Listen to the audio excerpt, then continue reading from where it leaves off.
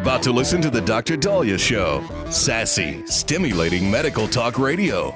Any medical advice Dr. Dahlia Wax gives on her show should not be substituted for an actual visit to your medical provider. And now, here's Dr. Dahlia.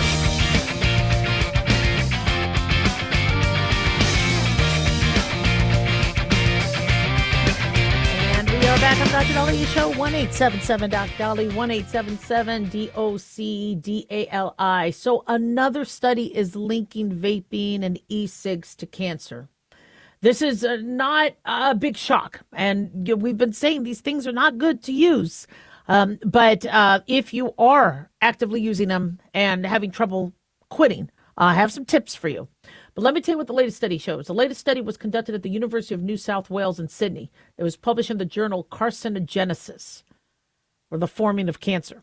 That's a beautiful journal. It's a good journal. That's Carcinogenesis. It's not going to be a light read. I'm going to tell you that right now. And researchers carried out an extensive review of laboratory, animal, and clinical studies. And they found, according to Sharjah 24 website, they found biological indicators of DNA damage and oxidative stress, along with evidence of tumor development in animal experiments and the presence of compounds with carcinogenic properties in e-cig vapor. Now, when people hear, okay, Dr. Dahlia, they're saying the cancer is in animals. So, how does that pertain to us? All right, so here's the thing.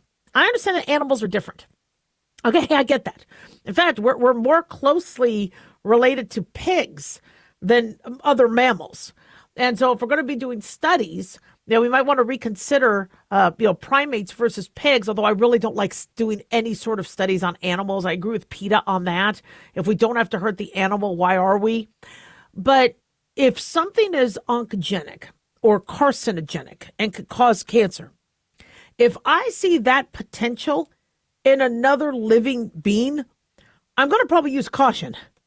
I mean, if you see a fish with a tumor on it, are you going to eat that fish? Probably not. You're going to want to just stay away from that.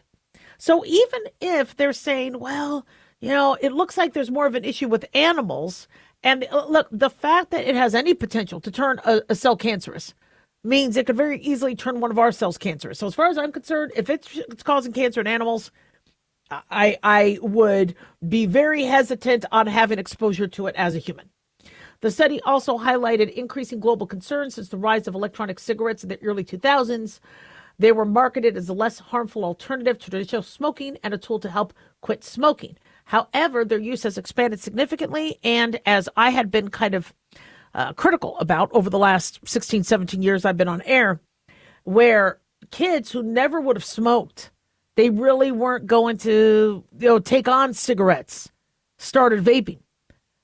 And so we almost added new populations of nicotine dependent individuals. And so it's a shame. So what sort of cancer?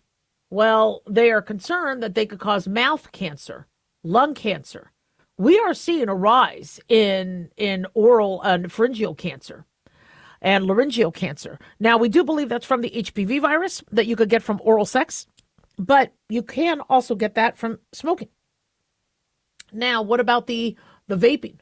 Well, if vaping and e-cigs, cause changes in your DNA, then yes, your DNA is a program of what your cell's supposed to do. So if it screws that up, you'll have cells that will just grow, improperly.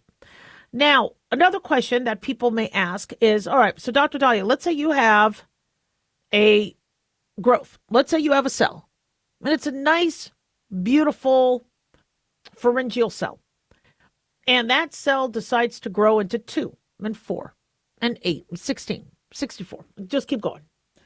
And the cell, is it toxic? What's the worst thing that can happen? Why does cancer kill? So we have benign tumors and we have cancerous tumors. So a lipoma, you may have a fatty tumor. And if it's a lipoma, a benign lipoma, it may still grow or it may just sit there. It could mechanically interfere with things. But for the most part, it could be fairly benign. If you have a liposarcoma, that sucker can spread and invade other tissues, the bloodstream. So where cancer kills is if it obstructs you and doesn't allow you to do what you need to do. It also, the cancer requires a lot more metabolism. It requires a lot more food and sugar and resources, so it can suck resources away from your other organs, causing them to fail. And then, of course, if it spreads and moves and then spreads to the brain, blocking brain ability, blocking lung ability. So when cancer metastasizes and takes over your body, it'll consume and it'll compete with your healthy cells. So the benign tumors may stay put, but still could cause mechanical issues. The cancerous tumors that metastasize can cause life-threatening damage. So for those of you that smoke and vape, you've been hearing that, we've been talking about the toxins and the heavy metals and how nicotine in and of itself could cause you to get cancer by paralyzing the cilia, which is your brush border trying to spew things out. So when pollutants get into your lungs that could cause cancer, you don't have the ability to spew it out as much because of the nicotine. So what do? Well, we understand that nicotine has is very highly addictive. And so when you try to withdraw from it, you could get anxious, you could get depressed, you could have a cough, you could have a sore throat, you could have headaches, hand tingling, increased appetite. Your sleep could be disturbed. You could be constipated. You could be very moody. You could have poor concentration, memory loss. So it's not easy to quit tobacco. Now, if you need help, all right, ask. There's smokefree.gov. They offer a bunch of resources to help you quit. Nicotine is very, very powerful. Don't feel bad not being able to fight it. There is nicotine replacement therapy, like with Chantix and Wellbutrin or Zyban. There's patches that they could wean you down on, so you could be on certain doses, and then they could wean that down to help you. Some people say, you know what, I'm just going to quit cold turkey. All right. And I've noticed the ones who quit cold turkey seem to be more successful, but I'm not. Make sure you talk to your medical provider about the best path forward for you. But there are some foods that can help you with cravings. Vegetables like celery and carrots, quick to grab veggies, citrus fruit like oranges help well. Bananas with vitamin B and potassium also help. Potassium in potatoes can help as well. Peppermint, ginseng, oats and fibrous food. But don't go to alcohol. Don't go to alcohol. Exercise can also help with your cravings. 1-877 Dr. Dolly. Don't go away.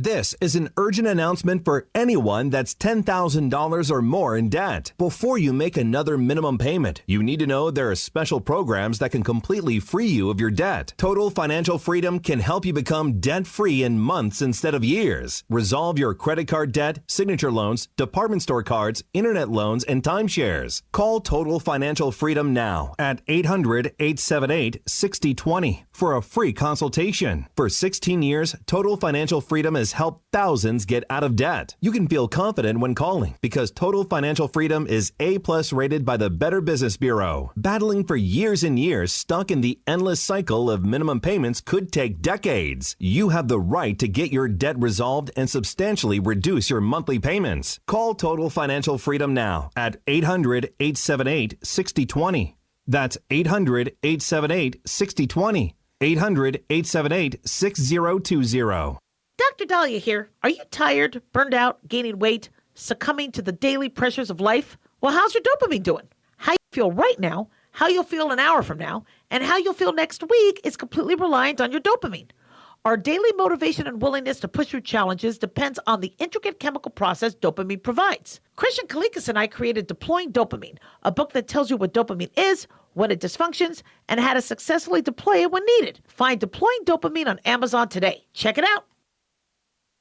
Lisa Wolf here to tell you about our newest website for old-time radio lovers. It's 100radioshows.com. At this site, there are 5 old-time radio shows waiting for you to download free as our gift to you. And be sure to browse the additional 700 old-time radio shows available to you for 70% off by using the promo code RADIO at checkout. This is a limited-time offer, so log on to 100radioshows.com. That's 100radioshows.com.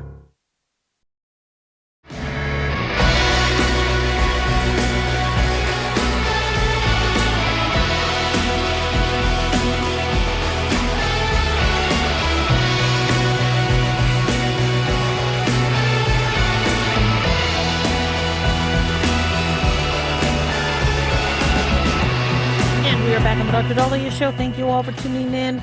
1-877-Doc-Dali, 1-877-DOCDALI. Big thanks to Talk Media Network for making the show happen. Big thanks to Daniel, our producer, and big thanks to you all for tuning in. We really do appreciate it. Don't forget to follow us on Twitter or X at Dr. Dahlia, Facebook, The Dr. Dahlia Show, and on YouTube, click like and subscribe. So a lot of buzz on what's going to be happening with the Supreme Court. A lot of rumors that Justice Alito is going to be retiring soon. He was in the hospital for dehydration a few weeks back. From what I understand, Supreme Court Justices Alito and Clarence Thomas are not slated to retire anytime soon. I know people have been expecting that, so Trump could appoint 2 more younger judges. Sam Alito is 76 years old. I believe Clarence Thomas is 75. I have to double check that. They're still doing good. They're still active, and they're still, from what I understand, nothing's changing yet, but I wouldn't be surprised if before the end of Trump's term, there will be another nomination. I think the Supreme Court has been very pivotal in this presidency, and I think Trump has been very, very happy that he was able to put Gorsuch and Kavanaugh and be able. He was able to nominate 3 new justices. So he's Coney Barrett.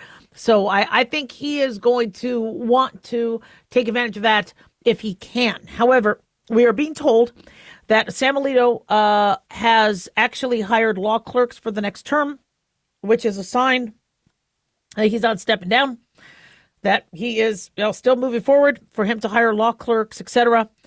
One thing that I thought might happen is this would appear to be more of a surprise, where they might say, he's not feeling well. He's been in the hospital for dehydration. He's going to have to take a step back. He doesn't want to, but coincidentally, this is all happening during President Trump's second term. So what I think is going to happen is I don't think it's going to be, they're going to try to be, shall we say, casual about it and not very suspicious about it, try to be very nonchalant about it. But I wouldn't be surprised if Trump's going to get to nominate another justice. Alito and Clarence Thomas do fantastic work. I'd hate to see both of them go, but I understand that if they are at the age where they may want to retire and spend time with their family, do they do it now or later? With Ruth Bader Ginsburg, the Democrats are very upset that she did not retire when she could have. And I got to tell you, she was one tough cookie with cancer and everything that I think she had colorectal cancer and pancreatic cancer. And I mean, rib fractures, one tough cookie, but she didn't retire. And then she passed during Trump's first term, allowing Trump to be able to nominate another Supreme Court justice. In the meantime, though, the Democrats want to, I guess, shall we say, evaluate what we're doing in terms of term limits with the Supreme Court. So a Maryland Democrat has proposed a bill to impose term limits on the Supreme Court justices. And the proposal is for an 18-year term limit. This is Representative Johnny Ozlowski. In order to do that, to change the Constitution from life term limits to 18 years, that's going to have to be a constitutional amendment. And so it would also then force John Roberts, Clarence Thomas, Sam Alito to leave right away, because if it passes, I don't think it would. And so I guess the constitutional amendment is called the Reform of Bench Eligibility, ROBE Act. It would end Supreme Court lifetime appointments, apply to current justices, and include provisions for a fair and orderly transition to the new system. It would require approval, because it's a constitutional amendment, by 2/3 of both the House and the Senate, followed by ratification from 3/4 of the states. So it wouldn't go through. It wouldn't go through. But the fact that this is what they're spending their time on, and they're spending effort and our tax dollars on, is concerning. If, let's say, you do have support for this, it still could take years to ratify. So changing the Supreme Court makeup in the near future would be difficult. As I've always said, I am very critical of the fact that we have a conservative or a reformed leaning Supreme Court justice. All right. The Supreme Court, these justices are supposed to be neutral. They're supposed to look at every case without bias. And it just bothers me when you see the 6-3 split or I love it when I see unanimous. I love it when I see the justices being unanimous or crossing over going, I really do think the Constitution says this. But when it's, the ones who were nominated and confirmed democratically versus the others confirmed Republican wise, it really bothers me because it shows that there's underlying biases and you don't want a judge to have bias. It's kind of disproving what we think about. And like you see with these judges, we're going to block rules that Republicans come up with, or we're going to block rules that, come on, people. And so now what Democrats want to do is they want to pack the court with liberal leaning judges. Okay, you're not supposed to have a liberal leaning judge. You're not supposed to have a Republican leaning judge. A judge is supposed to be neutral. So the fact that that's what's happening, it's and one thing, Trump has been very critical of Amy Coney Barrett and some of the other judges going, I nominated them and this is how they act. And just because you nominate them doesn't mean they're going to vote your way the whole time. They also have their own careers and they also have their own integrity and their own beliefs. And you hired them to do a job. You didn't hire them to do your job. You hired them to do a job and interpret the Constitution. Now, sometimes they go above and beyond, like John Roberts, Chief Justice John Roberts. He decided when it came to Obamacare, which we all thought was unconstitutional and illegal, he decided to school Congress on, how to make it legal. All right.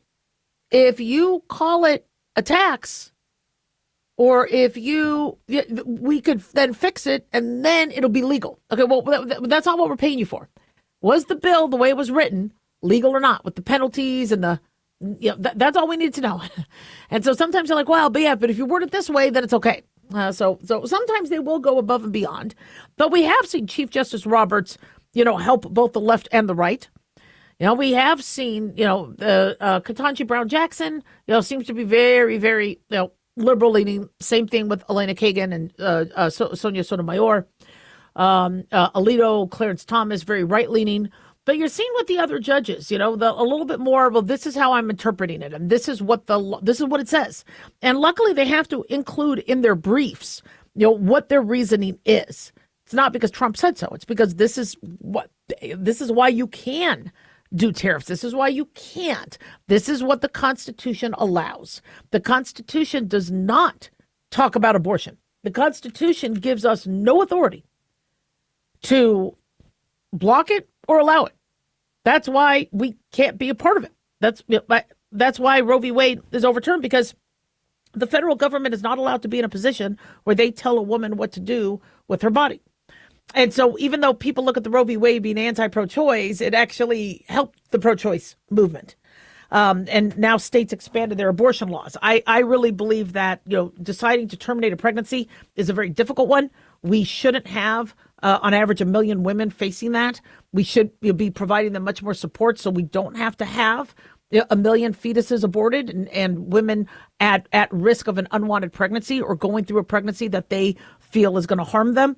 We have a situation there where I think we need to start to go to the root cause, and we should have women get support from a medical provider where it's between them, the medical provider, and the dad of the baby, not the taxpayer, not a Supreme Court justice, not keep everybody out of it. Don't have our tax dollars go to it. Don't have your employer pay for it. Get everybody out of it. It's between you, your doctor, and the dad. And then you guys could decide what the safest, best thing for. So you don't have everybody else jumping in and giving their opinions. And, especially since a lot of people don't want to be a part of that. I'm on the side of we have got to have support for women who are choosing abortion. We need support after that, because I would get women who were a wreck afterwards and they were not given the support. The abortion was done, but what happened after that? So we really need to reevaluate what's going on there. So with the Supreme Court packing in or changing their term limits or affecting their age, saying, well, we have to maybe limit how old or, 18 years. And I get it. You could have a Supreme Court justice like Ruth Bader Ginsburg, may she rest in peace, but she didn't look awake. I mean, she was falling asleep through the State of the Union. We should, though, have an evaluation to see if they're still fit.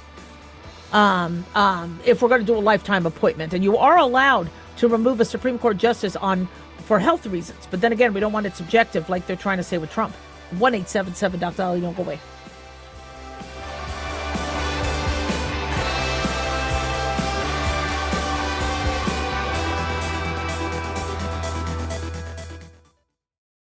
At Hot Shot Secret, we share the science behind common diesel problems and their solutions. For example, diesel fuel cetane levels. in many states, the cetane rating in diesel fuel is 42 to 45. Most diesel engines operate more efficiently with a cetane rating of 48 to 50. One treatment of Hot Shot Secret Diesel Extreme will raise your cetane 7 points, increase fuel economy, and improve cold starts. Due to a cleaner burn, there are less hydrocarbons and particulate matter in your exhaust. This reduces the blockage of your diesel particulate filter. Using Diesel Extreme generates 83% less DPF regeneration. The 6-in-1 Diesel Extreme formula also includes the most concentrated detergent on the market, lubricity enhancer, water demulsifier, rust and corrosion inhibitors, and a fuel stabilizer. Hot Shot Secret Diesel Extreme is available nationwide at truck stops, fine farm and auto stores, and online at hotshotsecret.com. Hot Shot Secret, powered by science.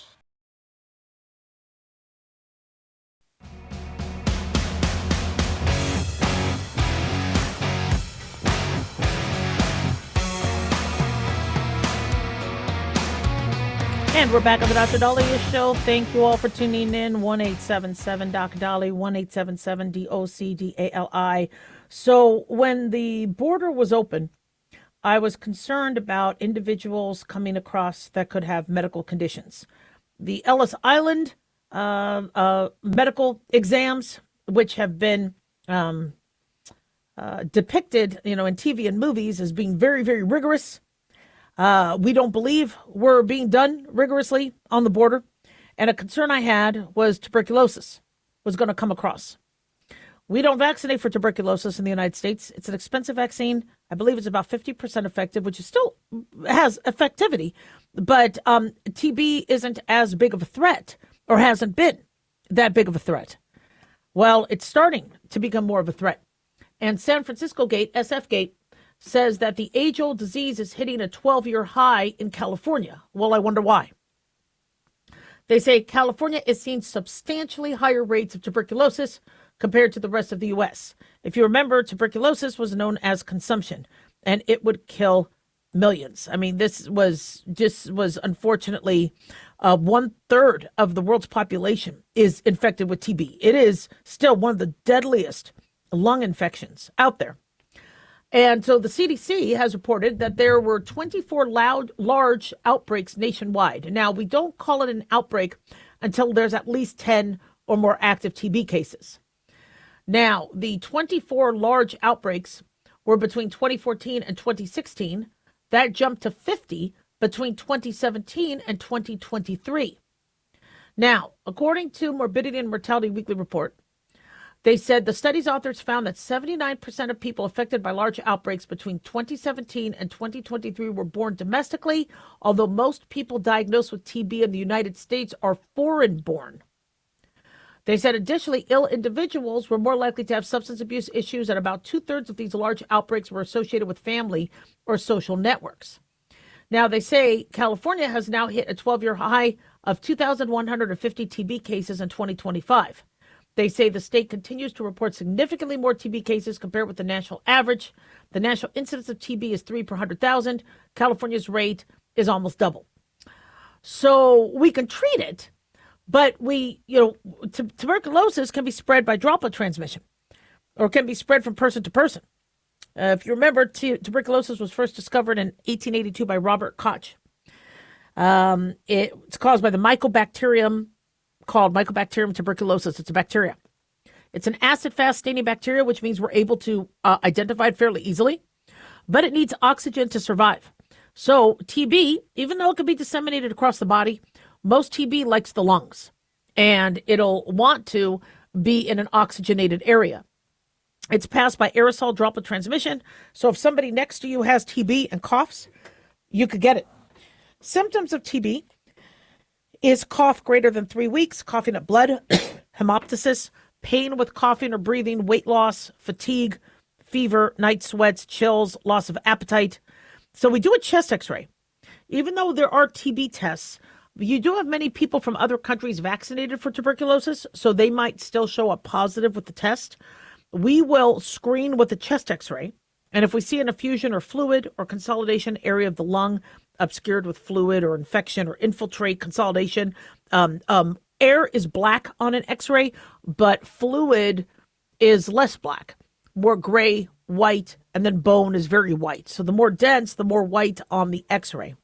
If we see lymphadenopathy, lymph node swelling, if we see Ghon's lesions, which are necrotic calcified focuses of infection, or a Ghon's complex, where you got one of these little focuses that also is involved with the lymph node, that would suggest that there could be tuberculosis. Then we do cultures. Cultures, however, could take 4 to 6 weeks. We could acid fast stain, which is pretty quickly, and we have lots of testing now, quantiferon, etc., to be able to pick up tuberculosis pretty quickly. Tuberculosis can spread across the body. 15 to 20% can be extrapulmonary, meaning out of or beyond the lung. It can go to the GI tract, genitourinary tract, lymph nodes, lining of the brain. Disseminated tuberculosis we call miliary TB. That can also spread to the heart, brain, and bone. A lot of people have TB, it's latent. Where they got it, it's just staying quiet, latent, laying low, but then it could reactivate at a later date. So we need to treat you for months when you have active TB. Isoniazid, rifampin, ethambutol, pyrazinamide. These are medications that we use maybe a couple-month intensive phase and follow with the continuation phase. Latent TB, you might be on 9 months of antibiotics.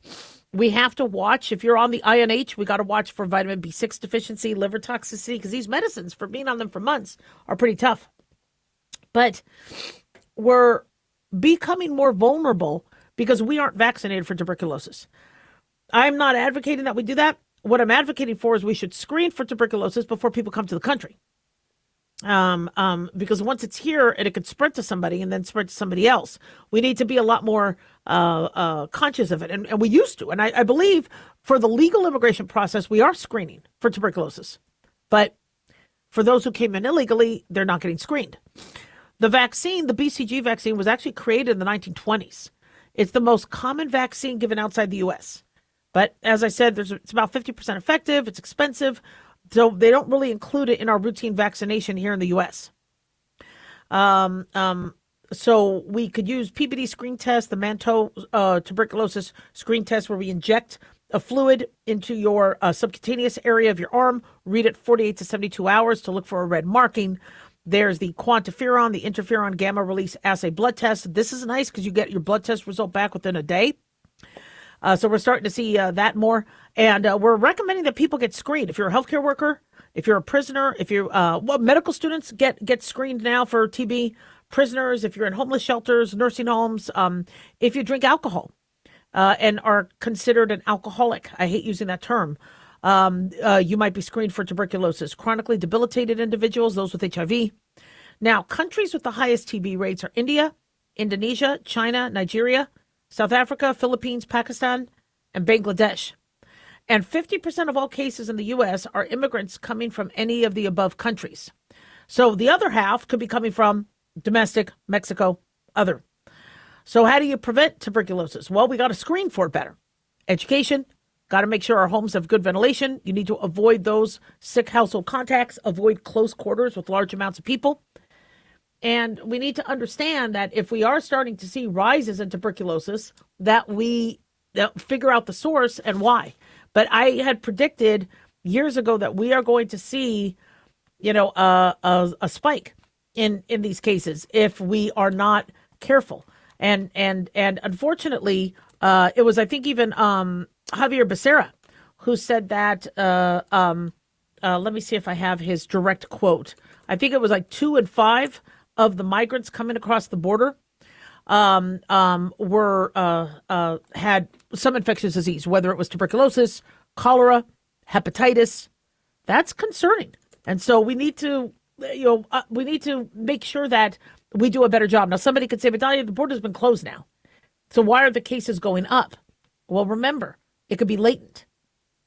So somebody could have the tuberculosis, it become latent, and then come out years later.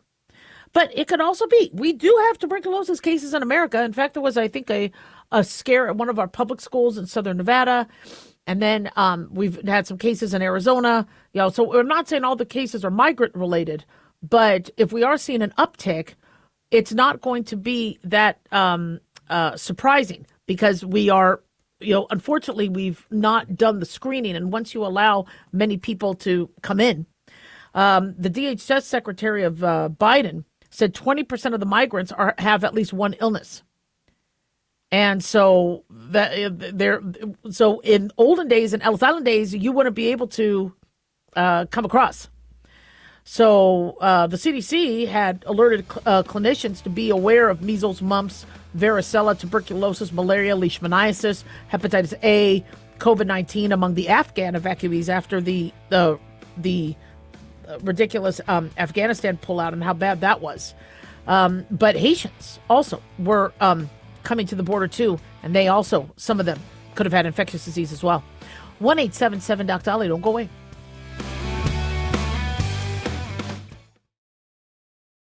Carl Amari here to tell you about our newest website for old-time radio lovers. It's 100radioshows.com. At this site, there are 5 old-time radio shows waiting for you to download free as our gift to you, and be sure to browse the additional 700 old-time radio shows available to you for 70% off by using the promo code RADIO at checkout. This is a limited-time offer, so log on to 100radioshows.com. That's 100radioshows.com. Hi guys, Dr. Dahlia here. Addictions can sneak up on us and come in many forms, whether it's drugs, alcohol, sex, video games, porn, or something less obvious such as food, internet, or shopping. Addiction can seem innocent at first and then evolve into an insurmountable evil. In our book, Addiction Basics, Caitlin Kalikas and I dive into the common addictions and provide tips for identifying and preventing these before they sneak in and take over our lives. Addiction Basics can be found on Amazon or my website, drdahlia.com. Check it out. At Hot Shot Secret, we share the science behind common diesel problems. For example, Diesel fuel cetane levels. the cetane rating in diesel fuel is 42 to 45. Most diesel engines operate more efficiently with a cetane rating of 48 to 50. One treatment of Hot Shot Secret Diesel Extreme will raise your cetane 7 points, increase fuel economy, and improve cold starts. Hot Shot Secret Diesel Extreme is available nationwide at truck stops, fine farm and auto stores, and online at hotshotsecret.com. Hot Shot Secret, powered by science.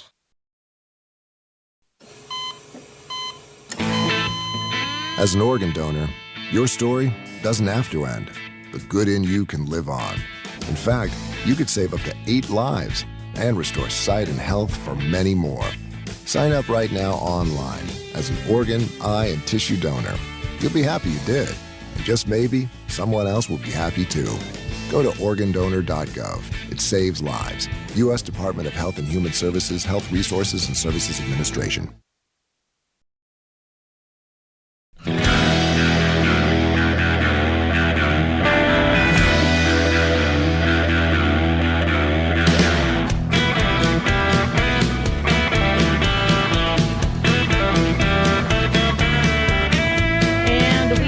Dr. Dahlia Show. Thank you all for tuning in. 1-877-DOC-DOLLY, 1-877-DOC-DALI. Again, happy Cinco de Mayo. I really, really appreciate you guys tuning in and listening. And I just, you guys have other choices. And I'm glad that you choose this show. Right?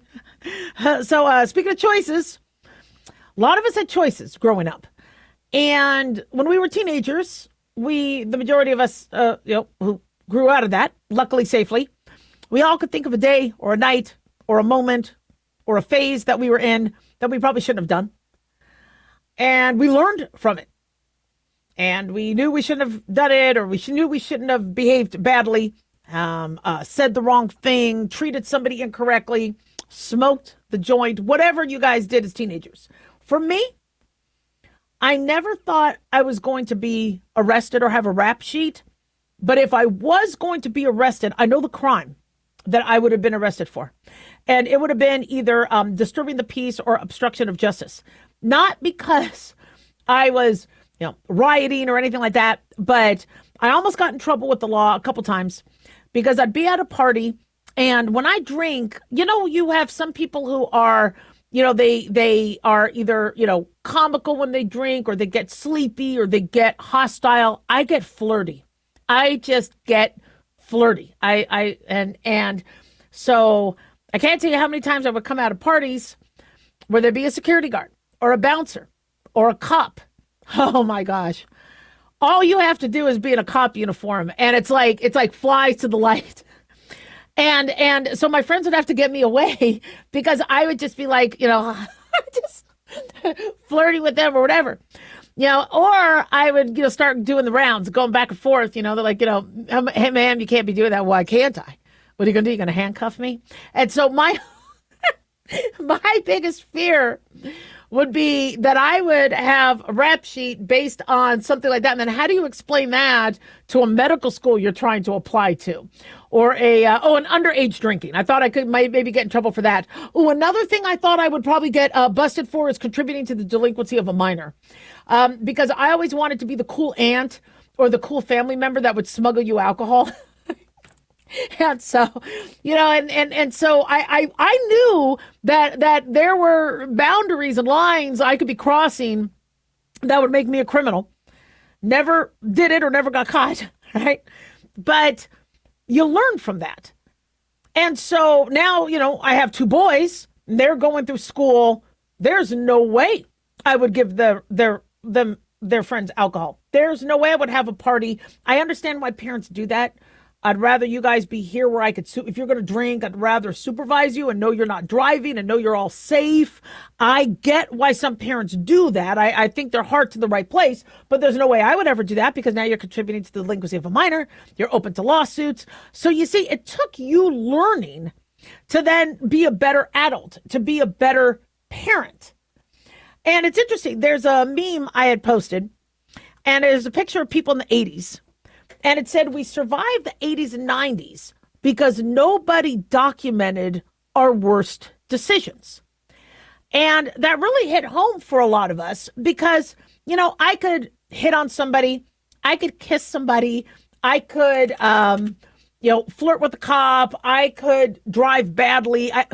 No video, no CCTV, no evidence. There's no picture. It's not out there. And these kids, everything is on camera. Every single thing they do is now being documented. And even if they aren't taking pictures, somebody else is taking a picture. Now, I'm at a restaurant. I was talking with some friends from medical school. And we were loud and we were whatever. And I see somebody holding their camera looking at me. I'm like, are you videotaping me?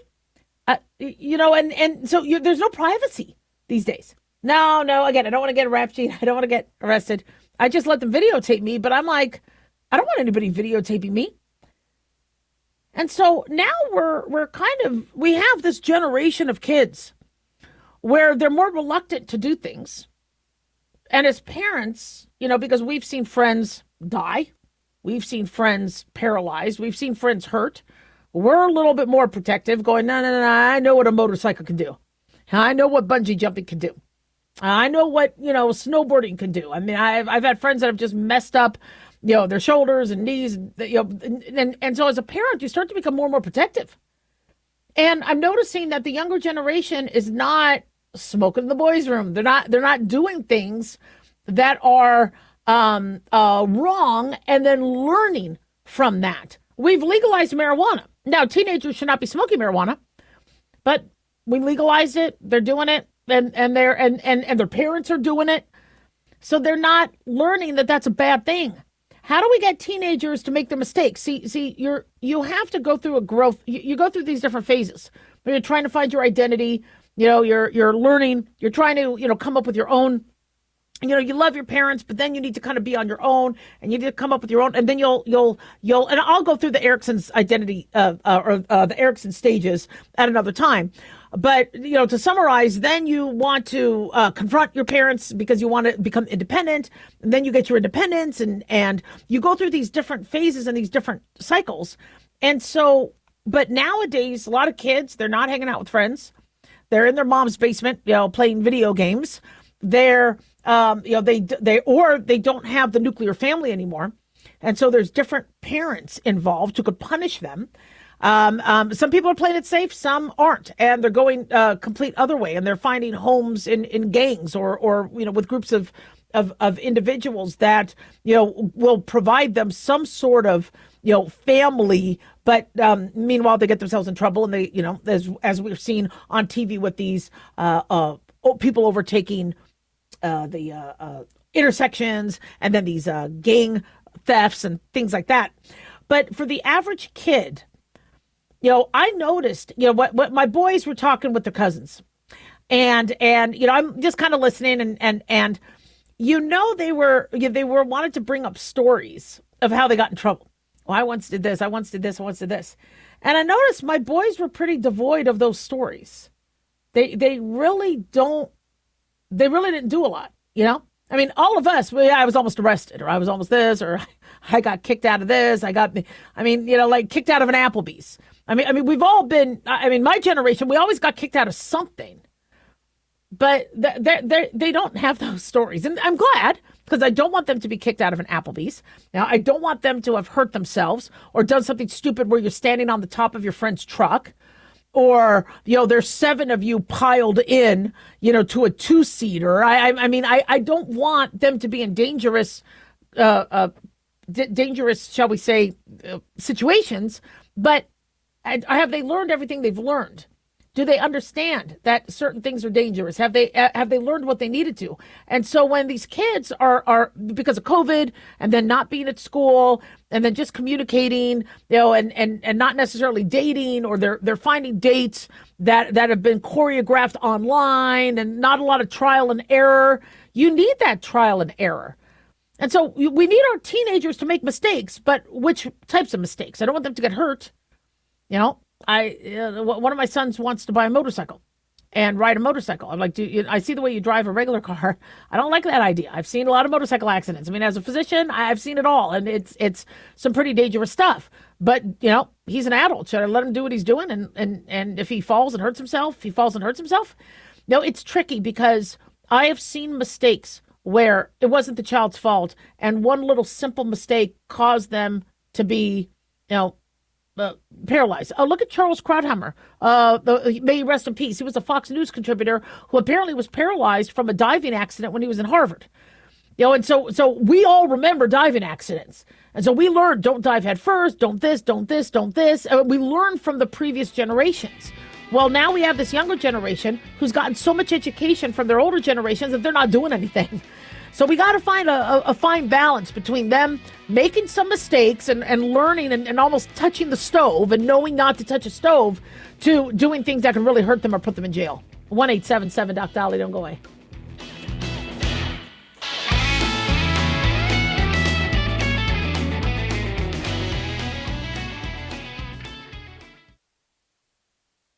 Can you believe, with all the recent violent protests, looting, and destruction, some areas are considering either defunding or abolishing the police? At a time when America's neighborhoods need the protection of police the most, some elected officials would rather create more chaos by playing politics. If you're sick of elected officials caving in to demands of the radical left, you're not alone. It's time we stand up and declare our support for local police. The majority of police officers are important partners in protecting our God-given rights. If you prefer freedom over chaos, then learn how you can help protect the local police that serve your community. Call today and request your free Support Your Local Police info packet.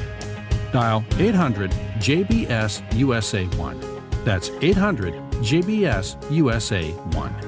Request your free Support Your Local Police info packet by calling 800-JBS-USA-1 today.